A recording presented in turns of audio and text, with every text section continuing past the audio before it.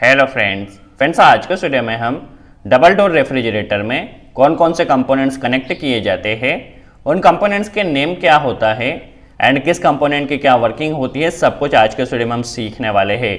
आप यहां पर देख सकते हैं हमारे पास डबल डोर रेफ्रिजरेटर में जितने भी कंपोनेंट कनेक्ट किए जाते हैं सबको आप यहां पर देख सकते हैं, जैसे कि compressor, defrost heater, timer, thermostat. तो आज के वीडियो में हम सभी कंपोनेंट्स के नेम क्या होता है एंड किस कंपोनेंट की क्या वर्किंग होती है सब कुछ डिटेल में सीखने वाले हैं।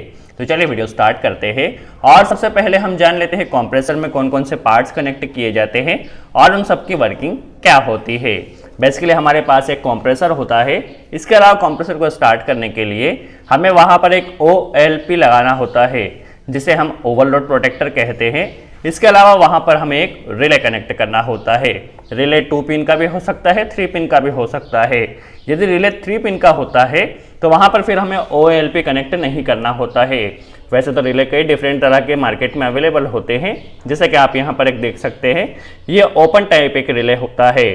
चलिए अभी बारी बारी से सभी कंपोनेंट्स की वर्किंग हम समझ लेते हैं। सबसे पहले यदि कंप्रेसर की बात की जाए तो कंप्रेसर बेसिकली क्या करता है, कोल्ड एयर को फ्लो करता है जब उसके अंदर से गैस फ्लो होती है। तो कंप्रेसर का मेन काम जो होता है वो इवोपोरेटर्स तक कोल्ड एयर को पहुंचाना होता है, या इवोपोरेटर्स को ठंडा करने का काम कंप्रेसर का होता है।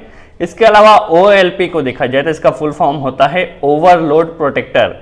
ये एक तरह से ओवरलोड रिले की तरह कार्य करता है। क्या होता है, जब हमारा कंप्रेसर स्टार्ट करते हैं तो स्टार्टिंग में ज़्यादा करंट लेता है, या जब हमारा कंप्रेसर ज़्यादा गर्म हो जाता है तो उस कंडीशन में भी ज़्यादा करंट लेता है। तो उस कंडीशन में जब भी हमारा कंप्रेसर या तो ज़्यादा गर्म होगा या ज़्यादा करंट लेगा तो उस कंडीशन में ओवरलोड प्रोटेक्टर हमारे कंप्रेसर को स्टॉप कर देगा। ये एक तरह से ओवरलोड रिले की तरह कार्य करता है। आप यहाँ पे 2 पॉइंट देख सकते हैं। यहाँ पे हमें सप्लाई कनेक्ट करना होती है, फेज हो चाहे न्यूट्रल हो, और यहाँ पे कनेक्टर कनेक्ट किया जाता है।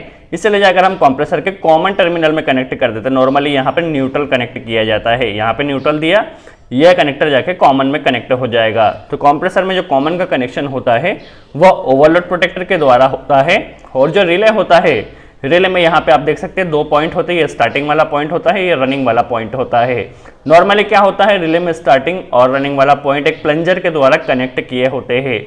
जैसे ही हम कंप्रेसर को स्टार्ट करते हैं तो कंप्रेसर में स्टार्टिंग और रनिंग दोनों सप्लाई जाती है।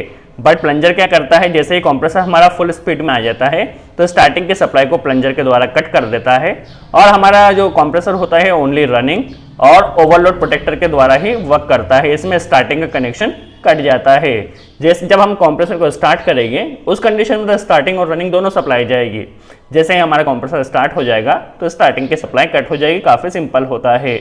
इसके बाद अगला कंपोनेंट देखा जाए तो होता है कूलिंग फैन। कूलिंग फैन की बात की जाए तो कूलिंग फैन का मेन फंक्शन होता है एयर को सर्कुलेट करने का। क्या होता है, जब कंप्रेसर हमें कूल्ड एयर देता है तो उस कूल्ड एयर को फ्रीजर में प्लस बॉटम सेक्शन में पहुंचाने का काम इस फैन का होता है।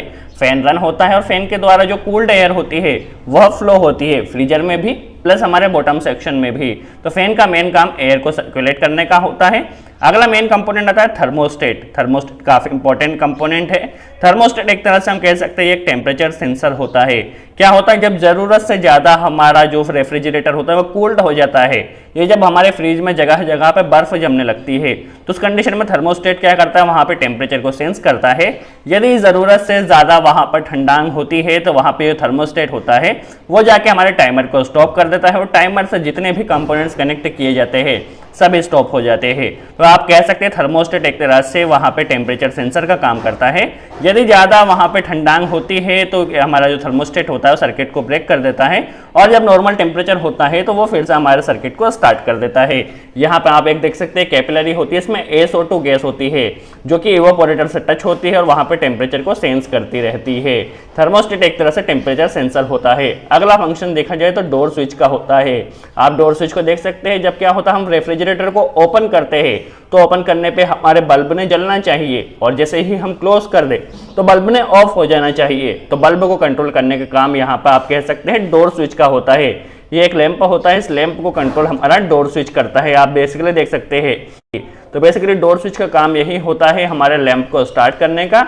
जब हम रेफ्रिजरेटर को क्लोज कर दे तो उस कंडीशन में हमारे लैंप को ऑफ कर दे, जब रेफ्रिजरेटर को हम खोलते हैं तो उस कंडीशन में लैंप को ग्लो करने का काम इस डोर स्विच का होता है, और लैंप वहां पे सिंपल कनेक्ट होता है, 220 वोल्ट पे चलने वाला होता है, न्यूट्रल हम डायरेक्ट देते हैं और फेज जो होता है उसे हम डोर स्विच के द्वारा देते हैं। कंपोनेंट आता है डिफ्रोस्ट टाइमर।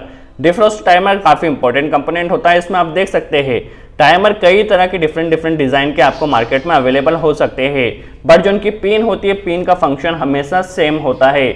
आप यहाँ पर डिफ्रोस्ट टाइमर में कुछ पिन को देख सकते हैं, जैसे कि आप यहाँ पर देख सकते हैं 3 नंबर पॉइंट है, 4 नंबर पॉइंट है, 1 नंबर पॉइंट है और 2 नंबर पॉइंट है।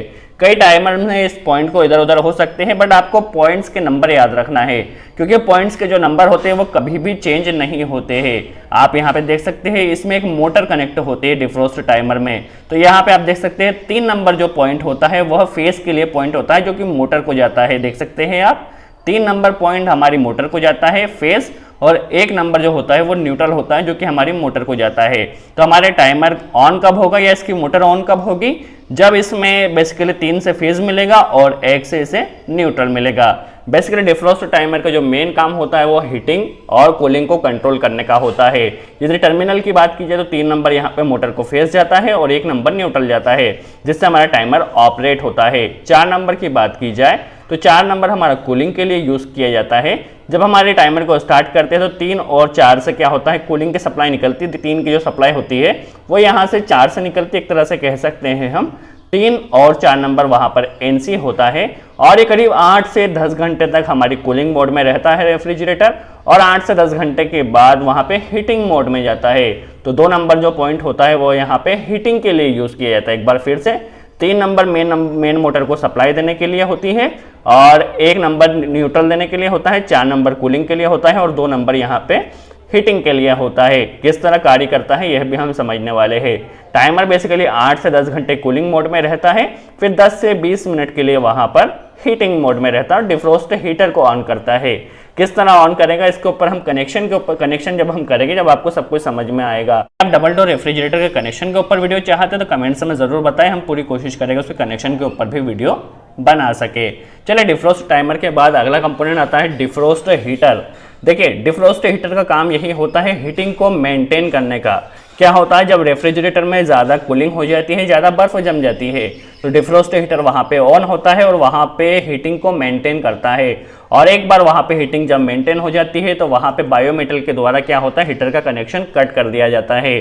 बायोमेटल बेसिकली देखा जाए तो एक तरह का यह भी टेम्परेचर सेंसर होता है, जो कि हमारे डिफ्रोस्ट हीटर को ऑन एंड ऑफ करने के लिए यूज किया जाता है। डिफ्रोस्ट हीटर का काम होता है वहां पे हीटिंग मेंटेन करना, और बायोमेटल का काम होता है हीटर को कंट्रोल करना। जैसे ही -5 डिग्री सेल्सियस से कम टेम्परेचर हो जाता है तो हमारा बायोमेटल ऑन हो जाता है, और जैसे ही +5 डिग्री सेल्सियस, ध्यान रखिए -5 पे ऑन होगा और +5 पे यह ऑफ हो जाएगा। तो जैसे ही +5 डिग्री सेल्सियस से ज्यादा टेम्परेचर होता है तो यह ऑफ हो जाता है। इसके ऑफ हो जाने से हमारा डिफ्रोस्ट हीटर भी ऑफ हो जाता है। तो ध्यान रखिए, -5 पे यह ऑन होता है, और जैसे ही +5 हो जाता है तो हमारे स्टार्टर जो डिफ्रोस्ट हीटर होता है उसे कट कर देता है और यह स्टॉप हो जाता है। अगला कंपोनेंट देखा जाए तो होता है थर्मल फ्यूज। ये काफी इंपॉर्टेंट कंपोनेंट होता है थर्मल फ्यूज। ये basically 70 degree Celsius, 50 degree Celsius और 100 डिग्री सेल्सियस के भी अवेलेबल होते हैं। अब मेन क्वेश्चन ये आता है कि हमारे रेफ्रिजरेटर में 70 डिग्री टेम्परेचर या 50 डिग्री टेम्परेचर या 100 डिग्री टेम्परेचर कहाँ से आएगा? तो थर्मल फ्यूज का बेसिकली जो मेन फंक्शन देखा जाए तो वो होता है यहाँ पे हीटर को स्टॉप करने के लिए, क्योंकि हीटर में जो सप्लाई दी जाती है वो थर्मल फ्यूज के द्वारा दी जाती है, और ये बेसिकली 70 डिग्री सेल्सियस पे बर्न आउट हो जाता है। अब 70 डिग्री सेल्सियस टेम्परेचर कहाँ से आएगा, इसका क्या फंक्शन होता है, चलिए हम समझ लेते हैं। बाय डिफॉल्ट हमने अभी देखा कि हीटर को स्टॉप करने का काम किसका होता है, बायोमेटल का। यदि बायोमेटल हमारे रेफ्रिजरेटर में खराब हो गया है तो बायोमेटल के खराब होने से क्या होगा, हमारा जो डिफ्रोस्ट हीटर वो कंटिन्यू ऑन रहेगा। यदि डिफ्रोस्ट हीटर वहां पर कंटिन्यू ऑन रहता है तो डिफ्रोस्ट हीटर के कंटिन्यू ऑन होने से हमारे जो रेफ्रिजरेटर की बॉडी फाइबर की होती है, जिससे हमारे रेफ्रिजरेटर में आग भी लग सकती है, फाइबर की बॉडी जल भी सकती है। तो यदि वहां पे बायोमेटल हमारा खराब हो गया है तो डिफ्रोस्ट हीटर कंटिन्यू ऑन रहेगा, और इसके ऑन होने से यदि हमारे रेफ्रिजरेटर का टेम्परेचर 70 डिग्री सेल्सियस या 50 डिग्री सेल्सियस तक पहुंचता है तो उस कंडीशन में थर्मल फ्यूज जो होता है वो बर्न आउट हो जाता है, और वहां पे डिफ्रोस्ट हीटर के सप्लाई को कट कर देता है। तो ये एक तरह से सेफ्टी डिवाइस होता है। जब बायोमेटल खराब हो जाता है तभी थर्मल फ्यूज यूज होता है और वहां पे डिफ्रोस्ट हीटर की सप्लाई को कट करता है। आई होप आपको समझ में आया हो सभी कंपोनेंट का क्या फंक्शन होता है, क्या वर्किंग होती है। यदि वीडियो अच्छा लगा हो तो लाइक का बटन जरूर प्रेस करें। कोई डाउट हो तो कमेंट्स में जरूर पूछे।